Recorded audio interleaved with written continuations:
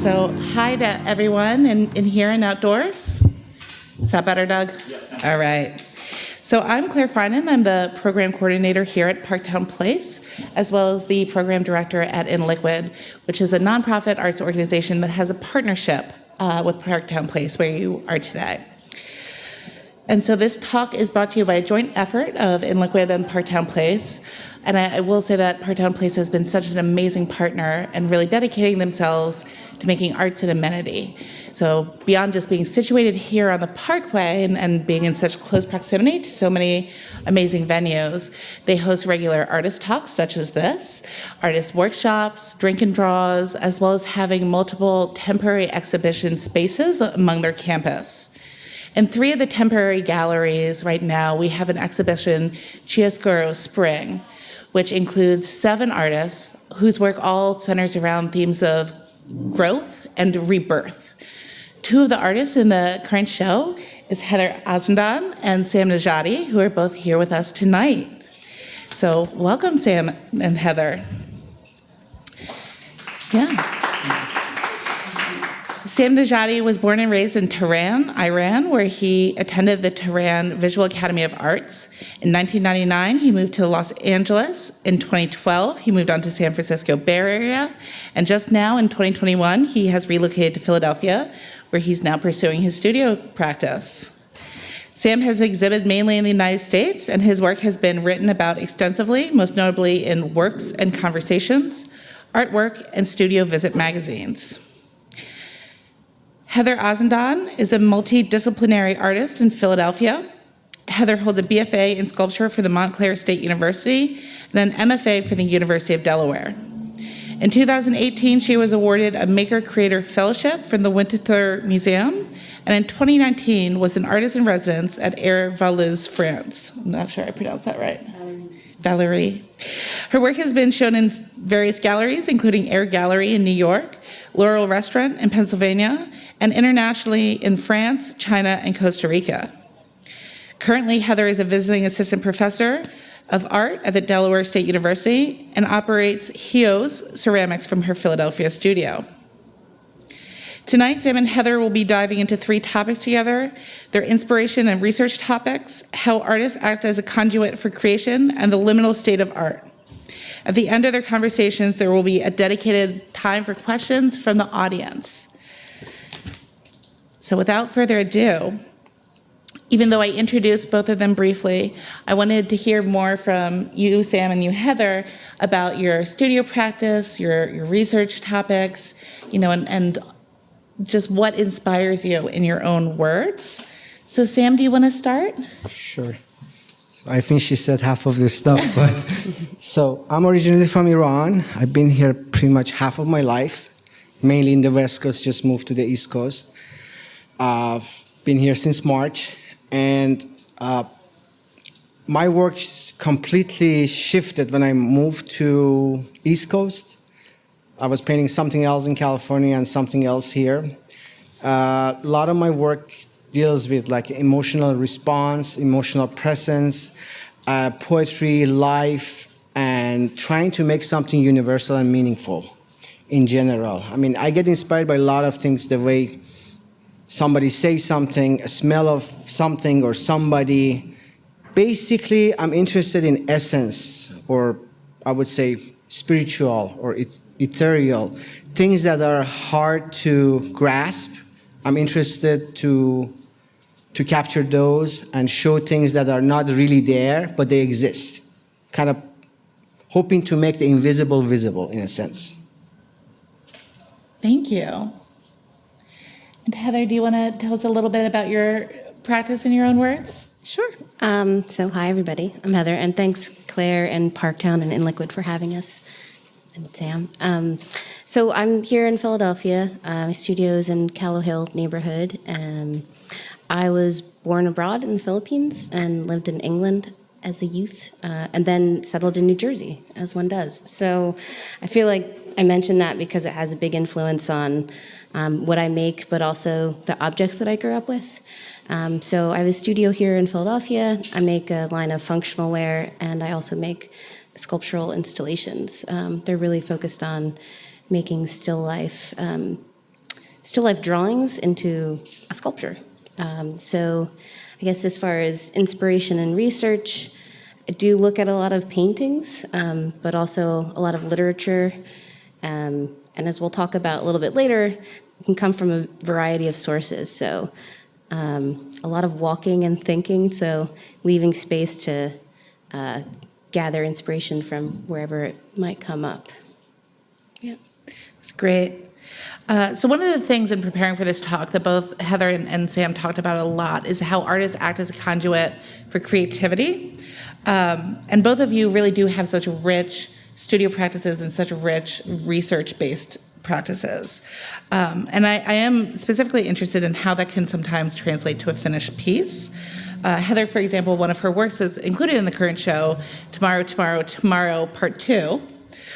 You have talked about how you get inspiration from Shakespeare's play Macbeth, as well as Outcast songs, and it results in this ceramic piece that is actually well-timed to be on the screen here. So how do those inspirations and that research then translate to ceramics and astroturf and fences? Thanks for that question, Claire. I think I'll start off by actually reading Tomorrow and Tomorrow and Tomorrow. I brought it because I didn't have faith that I could memorize it. The piece is part 2 because the original iteration was in 2016, and this is part 2, so the second iteration of the piece. So this is the soliloquy from Macbeth, Tomorrow, Tomorrow, and Tomorrow. Tomorrow and tomorrow and tomorrow creeps in this petty pace from day to day to the last syllable of recorded time, and all our yesterdays have lighted fools, the way to dusty death. Out, out, brief candle, life's but a walking shadow, a poor player, that struts and frets his hour upon the stage, and then is heard no more. It is a tale told by an idiot, full of sound and fury, signifying nothing. So for me, that started this piece. And I think as far as thinking about artists as conduits, we're really translators. So the inspiration can come from a lot of different areas. And at the time, it was 2016, so it's a very political climate. And it seemed a little bleak. I'm not even sure how I came across this, but it really struck a chord. So I started to envision this sort of desolate, barren picnic scene and pulling language from this, like dusty death. So the piece itself actually has a white slip that's unfired on some of it, so it is actually dusty. And then AstroTurf for me is something that I use a lot because it's a really contemporary plastic that's just completely fake in every possible way. So I like to put it paired alongside something super stark like that white. But so how do we go from like a, I guess, 16th century play to AstroTurf? Then comes an Outcast. So like a sort of contemporary version of that for me was, because I'm really a fan of this album. I don't know if anybody's familiar with the song Equemini, but it's, I'll read that to you too. It's sort of, for me, it seemed like the modern day version of that soliloquy. So in my brain, I'm always pairing together things that maybe are disparate, but effectively I have this book that I'm always writing out like key phrases or adjectives or things that just kind of really make me pause, and then I'm putting them together, translating them into shapes. Here we go, if I can do it justice. Even the sun goes down, heroes eventually die, horoscopes often lie, and sometimes why? Nothing is for sure, nothing is for certain, nothing lasts forever, but until they close the curtain, y'all know. Right, so I think you can see the parallels, or at least I have them in my mind. So, yeah, part 2, so 2016 being quite bleak, and even though, for me, there's a lot of hope in both of these, and I think when I looked at what people's ideas were about that soliloquy, quite often it was not a positive one, but I found positivity in it because we all know how the story ends. So it gives you a lot of freedom to do things in between. So for part 2, oh, this is perfect timing. These gold pieces that are coming anew, and there's a cat, and there's cherries, and there's roses and oranges. So the tree was built new. There are some pieces from this that were taken from the 2016 piece, and then other pieces to basically it's bringing it back to life, because now this was started in 2020, different climate, very hopeful, and then also going along with the theme of the show and reimagining after the storm what happens to this picnic scene, if that makes sense. That's wonderful. So, Sam, moving on to you. I know in your work you said that you're very interested in the kind of ephemeral, the spiritual. These are all things that are, they are out of reach. Like we can't really see them, we can't touch them, we can't feel them. And at times in talking to you, you've said that you've done this through using photography as a tool. And so I'm just hoping that you can elaborate a little bit more on how you go from these very ephemeral, out-of-touch things to then painting and where photography may fit into that. Okay. Can I start with the quote? Yeah, We're all absolutely.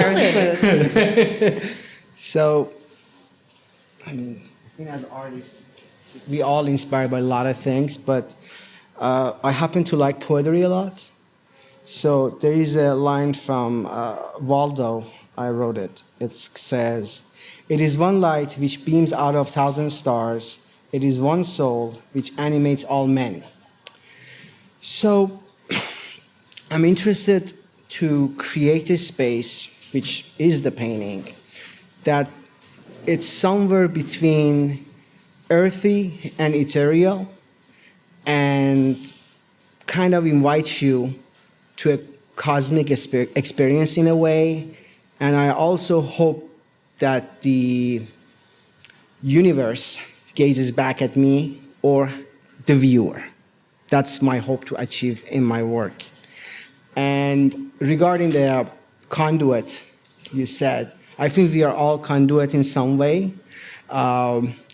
When the musician hand touches the string, the energy comes out. He is the conduit to make the sound to come out.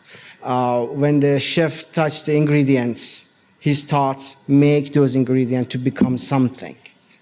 So, in a way, I'm interested in the things that do exist, but they just happen to be invisible. Like feelings, or the most abstract way I always say, it's like saying painting vitamin C. What does that mean? You hear vitamin C, love, hate, blah, blah. These are things you hear, but what does it mean to me if I want to translate this visually? And the outcome is the paintings I make. And it's just everything that I see every day kind of permeates in my mind. And somehow it turns to a painting, or I write about it, or I see something now and I happen to take a lot of pictures because I go to a lot of places, and because I have a short memory. So I take these pictures as kind of like a material, and one day I will look at it and say, hey, this worked with this idea. And I use it, but the painting, the final painting is not that picture, it's just some ideas from that picture, or let's say Heather says something, or she says something with that tone. All of these things somehow subconsciously affect my work, I would say. Did I answer it right? Yeah. Okay. Yeah.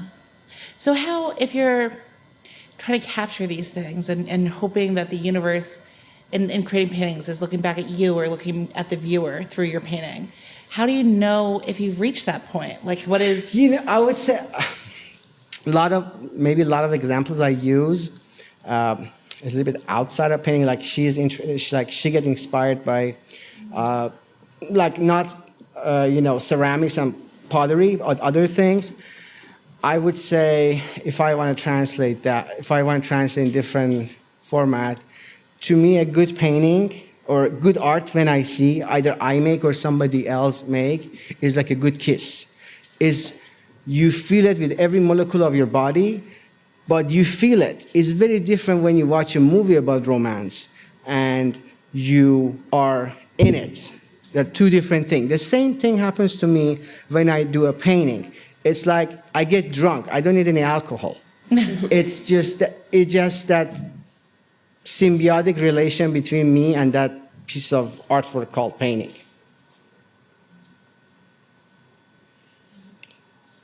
Did that make sense? It did. It did. I hope. Heather, do you have any questions for Sam? Sam. We were talking earlier, yeah. So, and these paintings for me are really large, and you were saying that they're not that large, but I No, guess... this one is actually 80 by 8. I brought a lot of paintings from California, so That's not your I point. had this. But my Go ahead, question go ahead, was, go ahead. how do you start a painting at that scale, or like what's your sort of, do you have a methodology to begin? It's not, it just happened. It's basically, I have some idea in my head, and I wonder in what scale, if I execute it, it makes that sense to me, that I want to make that sense. So, I mean, I have paintings like 10 by small, and I have, big paintings. So it depends what I want to say. Sometimes you have to whisper, sometimes you have to shout. It depends what you want to let out. So some of these paintings happen to be big. The ones actually are installed here. But it's funny, since I moved here, although I have a bigger studio, I'm painting smaller somehow. So I really don't know, and I'm afraid because we have this huge elevator in our building, and I love it, but I'm afraid if one day I lose here, what I'm going to do with all these, huge paintings. So how small is smaller? Small, 20 by 10. Okay. I mean, somehow the bigger the painting is easier for me. I rarely do a smaller, but it seems now I kind of force myself to do a smaller painting. A big painting may take me, sometime week or two, sometime more. But the smaller painting might take me a month and a half. I just happen to be more in charge when that thing in front of me is bigger than me. Mm-hmm. So that's, I think, a good segue into our next segment, which is the liminal and humanistic state of art. So when I was curating the show, I really loved how both of your work seemed to capture this certain liminal state. Pollen floating through a greenhouse. You can kind of see, like, in the one where it's like a window askew, how there's a flock of birds that's like just out of view, and you're not sure where they're going. Sunlight hitting fog. Things are almost ominous, but almost friendly. And then for both of you, your scale, you can certainly get lost in your painting so easily because they're so large. And Heather, like some of your works, because they're so small, they're so intimate, like you have to lean in, you have to study them, and I think that adjusts the emotion of the piece as well. And all of these moments, they seem tender, fleeting, and unsure. And so I was hoping you could both touch on those thoughts and moments of in-betweenness, and how they affect us and what that means to you. Well, that's a good one.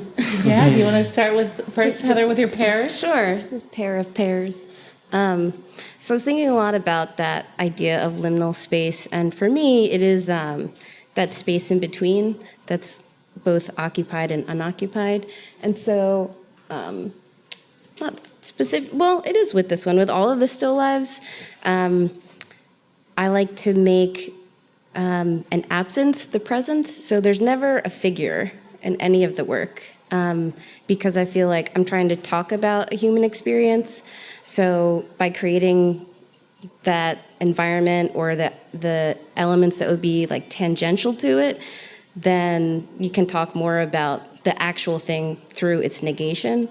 So I want there to be a lot of space with the work so people can put themselves in it. So like you said, kind of, whether it's like in a physical way where you're leaning over to look into it, or you're like, oh, I could picture myself in this very strange picnic scene, or maybe like this is on my kitchen counter. Because a lot of these start from, smaller moments in the kitchen or taking a walk, and they kind of pop up as like these little visions of assemblages. So I guess this idea of liminal too, because I am making them, obviously, but for me, they're like found objects, because I will research an area or a time frame and look at material culture, like what people made 200 years ago, what people made 20 years ago, and use that as the influence for the objects that get created. So I'm kind of stretching time and trying to make space to make time so that people can slow down with the work, or hopefully.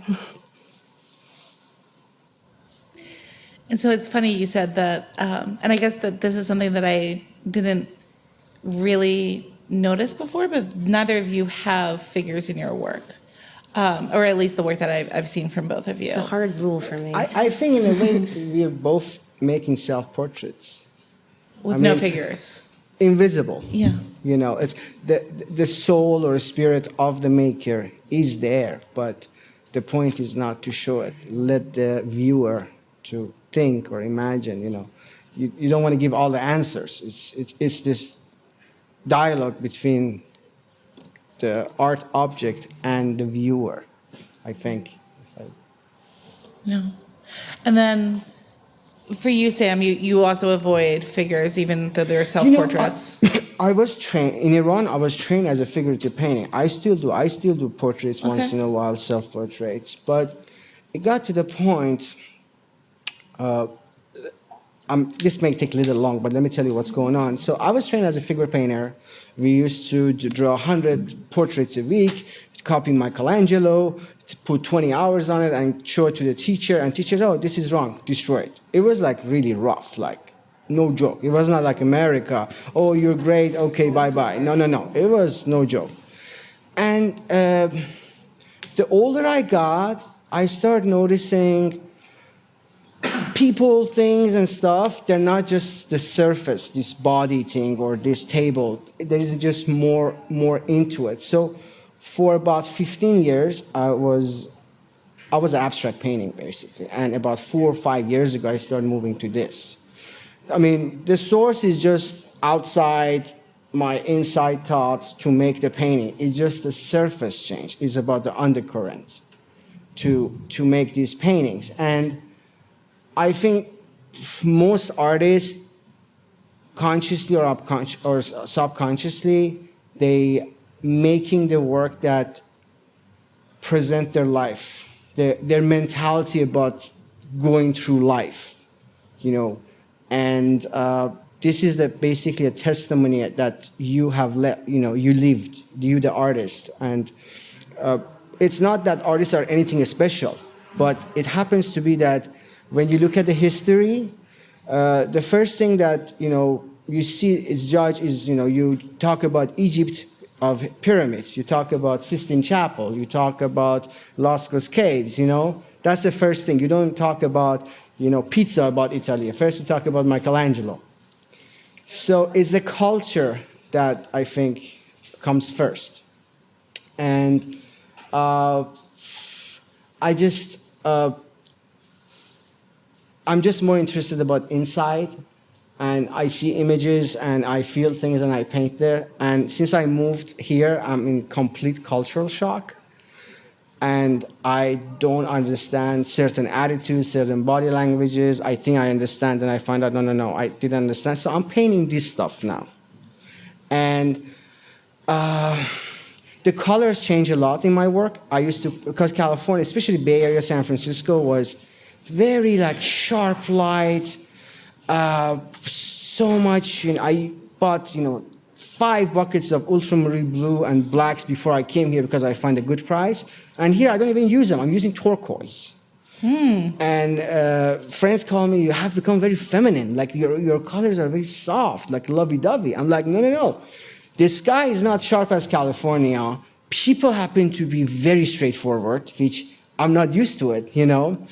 And so I'm painting this space that I'm in right now, my current view of Philadelphia or East Coast, I would say. And then Heather, I know you've also moved around a fair amount, at least when you were younger. Do you feel like the space where you are changes your work? I think it definitely influences it. I mean, heavily. So, like, I traveled a lot in my 20s, and I think that was from being born abroad. I was like, well, I'm from here, but I'm not from here. So I was always kind of in between. And we always had all of these different objects at home that I thought was like very commonplace, but turns out like not so much. So I became very interested in those and like, where do these come from? Like, why are they made? So just traveling around and like picking up bits and pieces of, you know, this and that, seeing how people make things, how people live, and just having those experiences had a big effect. But I do find that it takes a while for them to like settle in, and especially a while for them to manifest into the work. So a lot of this is really, I think, from experiences in 2018 and 2019, I guess, going to France, and just there's like, I was just like, it's, you know, southern France. I'd never been there. And it's all true what they say. It's stunning, like the colors and the food. And so I started making these I made a tablescape installation, and that's really kind of kicked off creating more around those ideas of food because it's omnipresent everywhere. I'm a huge Anthony Bourdain fan too, and I've worked in a ton of restaurants, and I was like, oh, this is a thing that everybody understands, like, and I can use this in my work as a way for people to enter the piece. So, and it's super fun for me too. So there's just a lot of play that happens with the work. You know, we are always affected by our surroundings. So definitely being in South Philly, and I walk through Chinatown all the time to get to my studio. So there's all of these things going on, trying to capture that sometimes in the pieces. Not all the pieces, but yeah, I think some of the kind of like the energy that happens. I think we're like a sponge. We just grab what interests us and turn it to artwork. Yeah. So it's interesting you're talking about the universality of food, because it seems like, Sam, at least in the works in the show, you know, you're using windows and plants and things that we all are kind of familiar with. And I'm wondering if you try and center on that too, these objects that we can all relate to and are familiar, or if that's just the work that ended up being curated into this. It's kind of like both. I when I was in Bay Area, I mean, I used to hike a lot. I was like really nature guy. Here, not much, because it's not that much that you know I was used to. And I used to collect a lot of things. You know, I go to the beach. You know, there's a tree right there. Bring my van. It's sitting there. Just bring it home. And I brought the tree from California here too. So. Did you say a tree? No, it was like a big lumber on the beach. Yeah. And the cup was there. I said, "Can I take it?" He's like, "Oh, take it." And you know, I brought it with me here. And a lot of these things I find outside, I bring home. I'm a hoarder in this type of thing. I see like this beauty. I'm like, oh God, what can you do with this? And all of a sudden, from public, these things become personal. You know, I become more intimate with them. Mm-hmm. So then sometimes, I get ideas. Hey, I used to be in love with cactuses. Like, they're so sculptured. They're so beautiful. Like, I used to just stare at them. They're so beautiful. They're like, living sculpture, literally. She has more idea about how to make sculptures and 3D work, and a lot of times, I don't paint cactus, but I get ideas, and somehow that permeates into my work. So I would say pretty much like what she said, you you see a lot of stuff, and some stuff interests you, some don't, and you somehow bring that to your work. You know, maybe I go home tonight and you said something with certain tone to me, and Wednesday morning that popped out in my canvas without me even knowing it. So it might be hard to understand, because I think talking about art is really problematic, because it's very different between a painted word and spoken word about art. They're two different things. Like when you make a word, you're involved in the process of, it's like a love making. How can you describe this? It's not like, okay, number one, kiss her. Number two, do this. It doesn't work like that. You have to feel it, right? So it's the same thing with painting, or I love cooking. It's the same thing. So in a way, anything that I find interesting somehow will come to my work. It's like a reincarnation in a way. Like I see something but it's not dead, but cactus comes as a boat in my work, without me even knowing it. And a few days after, I look like, oh yeah, that green I saw on the cactus, or Heather, shoes there. It just comes. Without me, I am just a conduit, or just a messenger. Message is here, I see it like an alchemist and turn it to something else. It's like you detect something, you fathom it, and then you try to put it in the word as an artwork, whatever it is. Like a translation. Translation. Like a little translator machine. Yeah, I think filmmaker, writer, musician, things we say may sound abstract, but nothing comes from nothing. Everything comes from something. Mm-hmm. It's just sometimes you see something or whatever inspires you, and you're like, how about I turn this from this to this? And it may work, it may not work. And I think all the artworks in general, they're incomplete. Mm-hmm. I think it's complete. Maybe 30 years, look at this work, I'm like, what a mess did I make? Because you evolve. It's like a life. It's a unfinished project. Till the last day. Oh, sorry. I was going to say, it just makes me think, yeah, because the artwork has its own existence. Yeah, it's like you have this pause. Like, I make a painting, or somebody else makes some piece of art, and, tonight I'm like, this is great. Tomorrow I'm like, did I really make this last night? What I was thinking. But there are times, for years, you're like, this is great. And many, many years after, when you grew, you got older, you gain more knowledge, you probably have a different perception. So you're like, wow, okay, maybe I should have done this. But at the time when you were making this, that's all you knew. So it's a practice. It's like yoga. The more you do, the better you get. There is no mountain to climb on the top and you say, there is no arriving point. It's ongoing thing. It's a 24/7.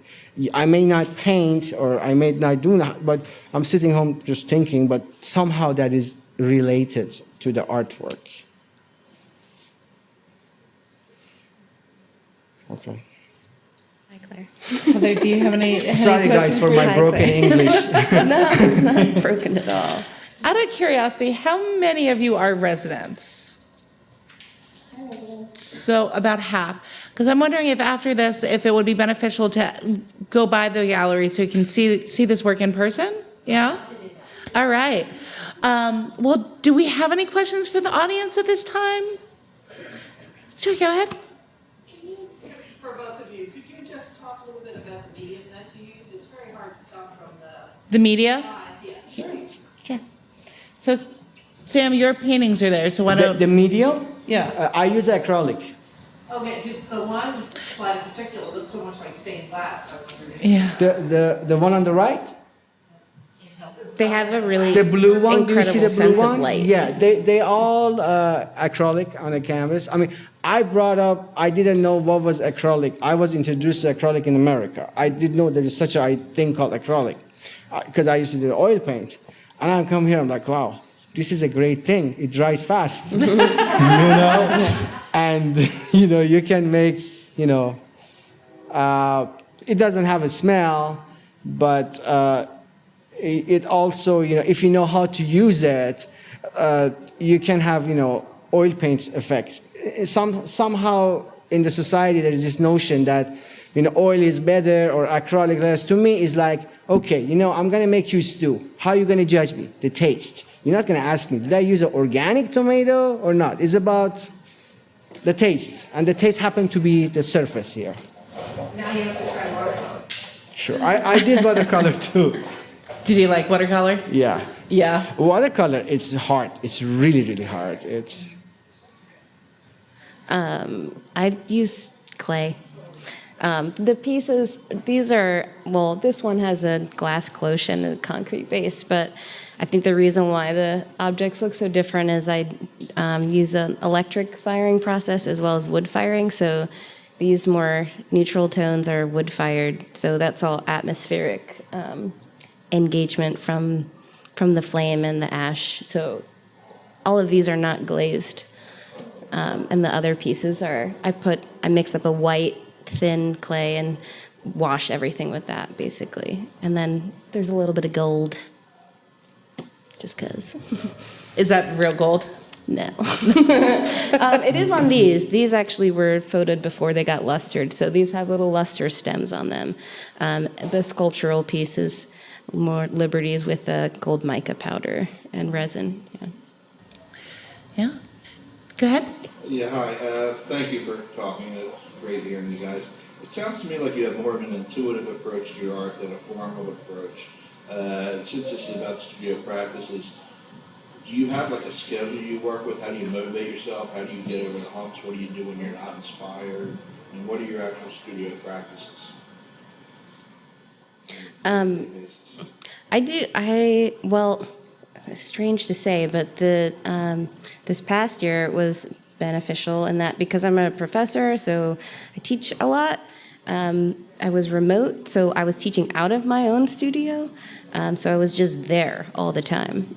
But I do generally, you'll have lulls where you need to sit and just have space and walk or read more or sleep or something like that occasionally, but I do go to the studio pretty much every day. So as far as with sculptural work, they do have a pretty strong foundation in site specificity, so the research usually comes from that location, and that's where the ideas are built upon.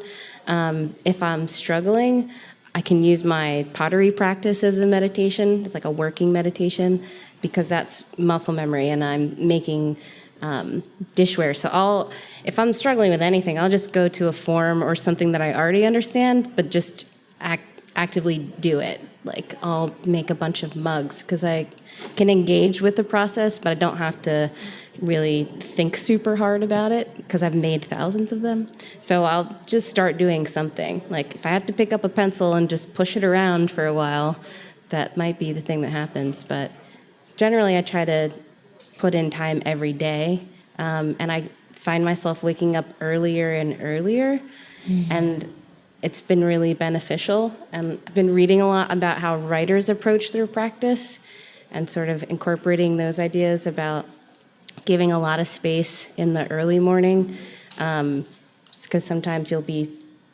able to work at a quick pace, and sometimes you need to be quiet, but you put aside that time for yourself, and then a lot of walking and thought walks with my friend.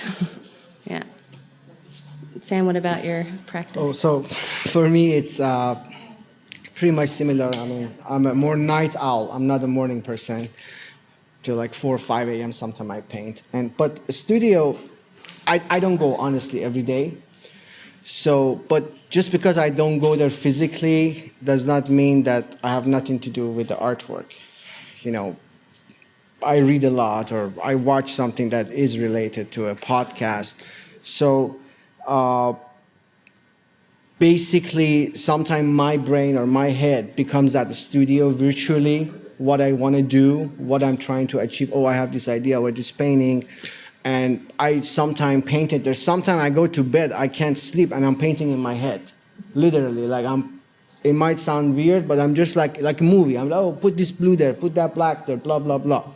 So I go sometime, 3 days a week, 4 days. I mean, last week I haven't gone to sleep like 5 days. But it's more, the painting is the last thing I really care. It's what's here that happens. Here have to be right, then this thing go over there. And things have to simmer here. It's like I have these ideas, okay, let them simmer, and then this is what's going to happen on the canvas. And that's the day I go to the studio and paint. But, I have some occasions, so I live in Jersey, but my studio is in Philly. 2 a.m. I can't sleep, I drive. Come here, and there's this beautiful quietness. There's something about the night or like early morning, she said. There is this energy that when your brush touch a canvas, it just feels so good. Because the rest of the world. Yeah, I there's think this it's because energy. we're tapping into people sleeping. Yeah, there's this energy, and most of my good work somehow happens to somehow work during the midnight. I just don't know. Maybe that's just the way I am. actually saw your show before coming here, so. Okay. And it's interesting, hearing you describe it, it makes, fits more into place. And that's one of the, I think, virtues and faults of postmodernism, since anything goes.